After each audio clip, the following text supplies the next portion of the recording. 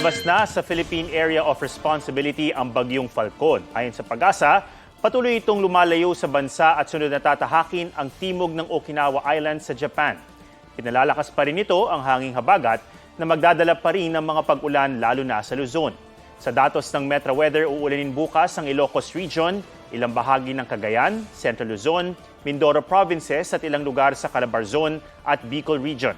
Sa Metro Manila, posibleng halos buong araw ulit ang pag-ulan.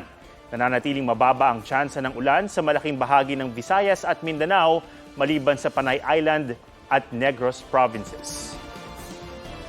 Huwag magpahuli sa mga balitang dapat niyong malaman. Maaaring mapanood ang State of the Nation at iba pang newscasts sa youtube.com/GMAnews. I-click lang ang subscribe button.